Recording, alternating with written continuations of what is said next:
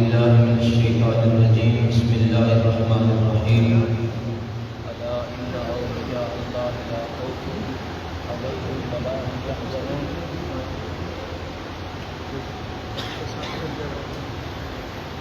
الذين العظيم قال النبي صلى الله عليه وسلم ألا إن أولياء الله لا يموتون بل ينتقلون من دار إلى دار اللهم صل وسلم وبارك على سيدنا ومولانا محمد وآله وأصحابه بعدد قدر اسمه وجماله صلی اللہ علیہ وسلم۔ اللہ تعالیٰ کے فضل و کرم اور حضور صلی اللہ علیہ وسلم کی رحمت بے پایا کے صدقے آج ہم حضور قدوۃ الصالحین زبدۃ العارفین فقیر وقت حضور سیدی و مولائی و مرشدی قبلہ پیر ممتاز الاولیاء پیر ممتاز المشاہ قادری چشتی صابری رحمۃ اللہ تعالی علیہ کے اس عظیم الشان عرص پاک کے خوبصورت پروگرام میں خوبصورت عرص پاک کی پہلی مجلس میلاد مصطفیٰ صلی اللہ علیہ وسلم میں شریک ہونے کی سعادت حاصل کر رہے ہیں۔ اللہ ہم سب کی حاضری کو قبول فرمائے اور دارین کی نعمتوں سے سرفراز فرمائے۔ ولی کامل کے عرص پاک میں آنا یقیناً بالیقین دونوں جہانوں کے لیے باعث برکت ہے۔ میرے آقا صلی اللہ علیہ وسلم کا فرمان ہے جہاں اللہ والوں کا ذکر ہوتا ہے وہاں اللہ کی رحمت کا نزول ہوتا ہے۔ تو جہاں اللہ والے خود جلوہ گر بھی ہوں ان کا ذکر بھی ہو تو کس قدر رحمتوں برکتوں کی خیرات بڑھتی ہوگی، تقسیم ہوگی، کس قدر فیضان ہوتا ہوگا، ان کی توجہات ملتی ہیں، کرم ہوتا ہے، دلوں کی اجڑی ہوئی کھیتیاں آباد ہوتی ہیں، رحمتیں ملتی ہیں، برکتیں ملتی ہیں، اللہ راضی ہوتا ہے۔ اللہ والوں کے ذکر سے اللہ راضی ہوتا ہے۔ فتنوں کا دور ہے میرے بھائیوں، فتنوں کا دور چل رہا ہے۔ یہ وہ وقت آ گیا ہے کہ اب اللہ والوں کے دامن سے مضبوطی کے ساتھ جڑ کر رہنا انتہائی ضروری ہو گیا ہے، لازم ہو گیا ہے، بلکہ فرض عین ہو گیا ہے۔ اگر چاہتے ہو کہ ایمانوں کی سلامتی ہو، ایمان بچے، اگر چاہتے ہو کہ عقیدے بچ جائیں، یاد رکھیے قبر کے اندر جو پہلے سوال ہیں وہ عقیدے کے متعلق ہے۔ قبر میں پہلے سوال جو ہے قبر میں جاتے ہی، اور حضور نے فرمایا آخرت کی منزلوں میں سب سے پہلی منزل جو ہے وہ قبر ہے۔ تو اخروی منزلوں میں سے جب پہلی منزل بندے کی شروع ہوتی ہے تو وہاں پہ عقیدے کے سوال ہیں۔ تو عقیدے اگر بچانا چاہتے ہو، اپنے عقائد کو مضبوط رکھنا چاہتے ہو تو اللہ والوں کے ساتھ اپنی نسبتوں کو مربوط کریں، مضبوط کریں، مضبوط تر کریں۔ ہر دور کے اندر انہی کے دامنوں میں آ کر لوگوں کو پناہ ملی، انہی کے دامنوں سے وابستہ ہو کر لوگوں کے ایمان بچے، ان کی دنیا بھی اچھی ہوئی، آخرت بھی اچھی ہوئی۔ الحمدللہ ہم بڑے خوش نصیب ہیں، اللہ تعالیٰ نے ہمیں کامل ولی کی نسبت نصیب فرمائی، اور دور حاضر میں جن حالات سے ہم گزر رہے ہیں، قرآن مجید کی نص سے جو چیزیں ثابت ہیں اب ان سے بھی انحراف کیا جا رہا ہے، لوگوں کو ان سے تیزی کے ساتھ دور کیا جا رہا ہے۔ نسبت کا کوئی فائدہ نہیں ہوتا، تعلق کا کوئی فائدہ نہیں ہوتا، دوباروں میں جانے کا کوئی فائدہ نہیں ہوتا، ولیوں کے ساتھ تعلق کرنے کا کوئی فائدہ نہیں ہوتا، کوئی ان کی کرامتیں نہیں تو کچھ نہیں ہے۔ سب کچھ قرآن مجید میں اللہ تعالیٰ نے فرما دیا ہے۔ قرآن مجید سے واقعات بھی ملتے ہیں، قرآن مجید میں صحبتوں کی برکتوں کے احوال بھی بیان کیے گئے ہیں، قرآن مجید کے اندر یہ سب کچھ اللہ تعالیٰ نے، اسی لیے یہ سارے مضامین قرآن پاک کا اللہ نے حصہ بنا دیا، کیونکہ اللہ علیم خبیر ہے، جانتا تھا کہ وقت آئے گا لوگ ان سے دور کریں گے، لوگوں کو ان کی صحبتوں سے دور کریں گے، ان کی مجلسوں سے دور کریں گے، ان سے تعلق جو ہے ان سے لوگوں کو ختم کریں گے، کاٹیں گے تعلق لوگوں کا ان ہستیوں کے ساتھ۔ اللہ تعالیٰ نے یہ سارے کے سارے معاملات قرآن مجید کے اندر لکھ دیے، ارشاد فرما دیے، قیامت تک کے لیے اللہ تعالیٰ نے قرآن مجید فرقان حمید کا حصہ بنا دیا، تاکہ لوگ پڑھ کے اپنے ایمان بچاتے رہیں، ان کو پتہ چلے کہ اللہ کے ولی ہر دور کے اندر ہوئے اور ہر زمانے کے اندر ولیوں کی ضرورت رہی ہے انسان کو۔ تو دوستان مکرم، بنی اسرائیل کے اللہ والوں کے تذکرے قرآن مجید سے ملتے ہیں، ان کے واقعات ملتے ہیں، ان کی کرامتوں کا تذکرہ ہے۔ پھر سب سے بڑی بات یہ کہ اللہ تعالیٰ نے مطلق حکم دے دیا، یا ایھا الذین آمنوا اتقوا اللہ وکونوا مع الصادقین، کونوا مع الصادقین، ان کے ساتھ ہمیشہ ہمیشہ کے لیے پکے جڑ جاؤ ان کے دامن سے۔ یہ لوگ صادقین ہیں، یہ سچے ہیں، ان کے دامنوں سے مستقل طور پر وابستہ ہو جاؤ۔ اللہ تعالیٰ نے ہمیں حضور صلی اللہ علیہ وسلم کی امت میں پیدا فرما کے بہترین امت ہونے کا شرف بخشا، اور پھر بہترین امت کے اندر جو حضور صلی اللہ علیہ وسلم کی امت کے اندر اولیاء اللہ ہیں، وہ یقیناً نہیں کوئی گزری ہوئی امتوں کے اندر جو اولیاء اللہ ہوئے ان سے کہیں درجہ زیادہ شان رکھتے ہیں، کئی درجہ زیادہ شان رکھتے ہیں۔ تو اس لیے میرے بھائیوں، میرے دوستوں، میرے بزرگوں، رومی رحمۃ اللہ علیہ کو پڑھیں، انہوں نے اتنا زور دیا ہے اللہ والوں کے ساتھ تعلق کرنے پر، پیری مریدی پر۔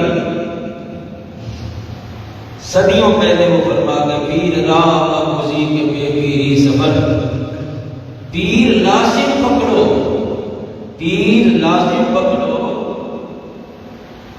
کیونکہ پیر کے بغیر یہ زندگی کا سفر ہے۔ ہست بست اور آفت و خوف و خطر، یہ خطروں سے بڑا پڑا ہے، خطروں سے یہ بھرا ہوا زندگی کا سفر ہے۔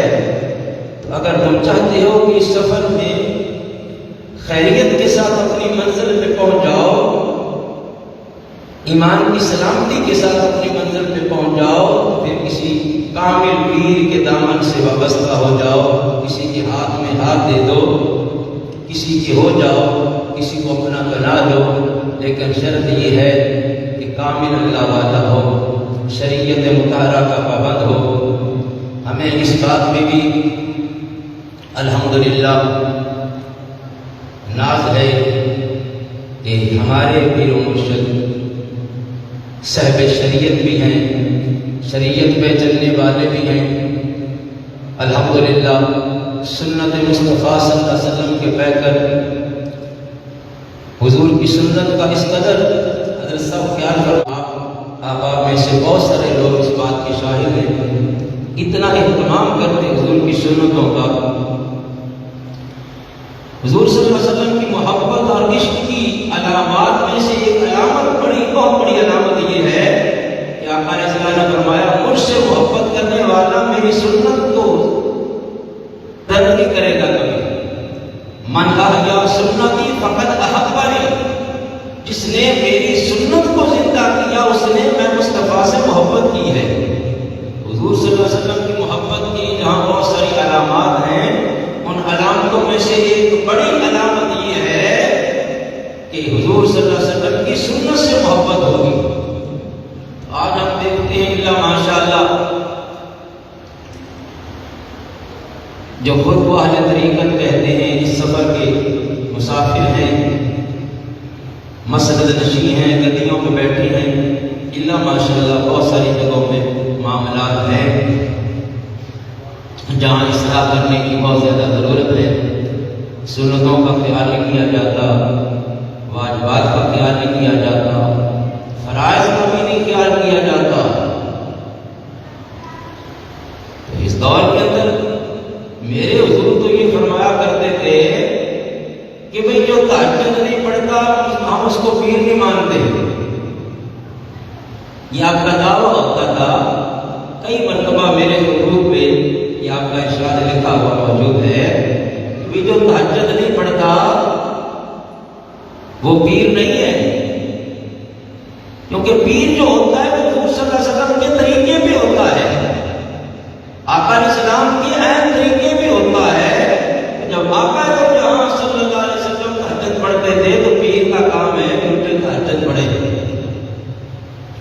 تو یہ بھی ایک بڑی خاص بات ہے ہمارے سلسلے کی خوبصورتی ہے کہ حضور کے سلسلے کے اندر کثرت سے تہجد پڑھنے والے لوگ ہیں۔ حضور نے ابتدا ہی سے کچھ نصیبوں کو تہجد پہ لگایا۔ مجھے یاد ہے میں شروع میں مجھے بیت ہوتے ہی فرما دیا کہ تہجد پڑھا کرو۔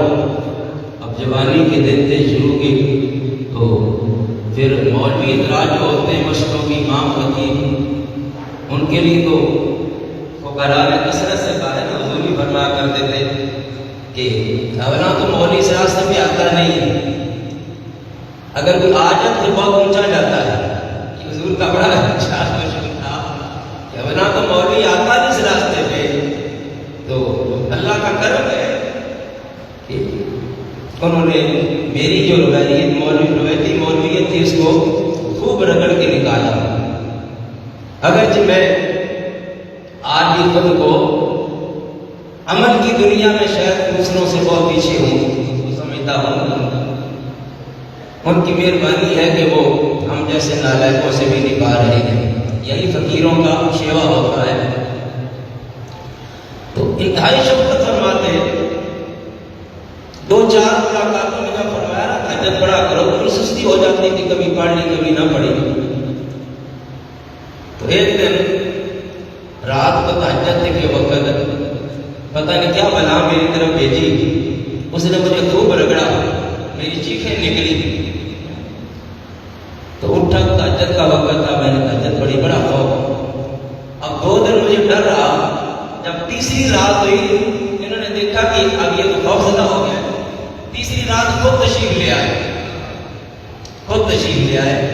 یہ میں ابتدائی اپنی بات کر رہا ہوں، خود تشریف لے آئے۔ کہ ایسے میں کچھ ظاہرہ تشریف لاتے ہیں، مجھے آ کے ایسے پکڑ کے فرماتے ہیں بیٹا اٹھو تہجد کا ٹائم ہو گیا ہے۔ یہ جملے تھے، اٹھو تہجد کا وقت ہو گیا ہے۔ اللہ اکبر۔ تو یوں انہوں نے اپنے متعلقین اور اپنے مریدین کے دلوں کے اندر حضور صلی اللہ علیہ وسلم کی یہ مبارک پیاری سنتیں جو ہے اس طرح کر کے ان کی محبت اور ان کا عشق جو ہے وہ پیدا کیا۔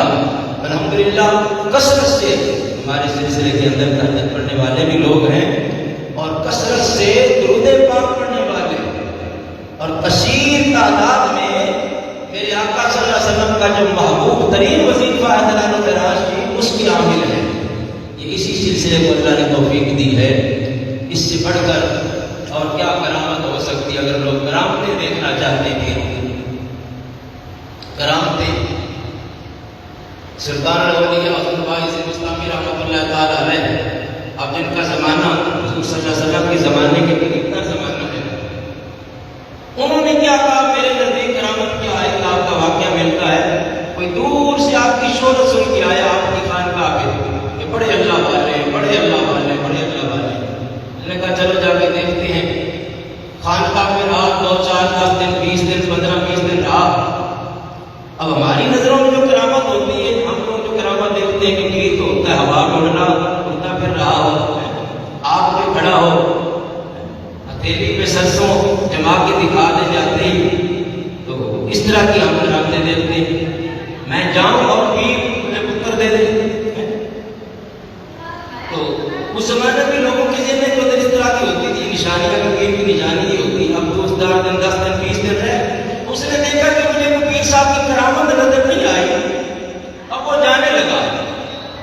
اب آپ تصرف سے دیکھ رہے تھے، اس کے آنے کا جو تھا مقصد وہ بھی جانتے تھے، اس کو بھی جانتے تھے کہ کیوں آیا، لیکن پھر اس نے اس کو پوچھا نہیں، وہ بھی لنگر کھاتا رہا۔ جب خود جانے لگا تو پھر اس کو بات ہے کہ بلا کے پوچھا بھائی تم آئے اور آ کر جا رہے ہو، کوئی اپنا آنے کا مدعا بیان کیا ہوتا، کوئی مقصد بیان کیا ہوتا تو ہم سے ملاقات کی ہوتی۔ تو کہنے لگا ہاں جی میں نے آپ کا بڑا شعرا سنا تھا، تو میں ادھر ادھر رہا، میں نے کہا کرامت نظر نہیں آئی تو یہ پیر صاحب نہیں ہے، اس لیے واپس جا رہا ہوں۔ تو آپ نے فرمایا تم 10 دن 20 دن مہینہ رہے، یہ بتاؤ کہ تو نے فقیر کی تکبیر اعلیٰ بہت ہوئی دیکھی ہے؟ نماز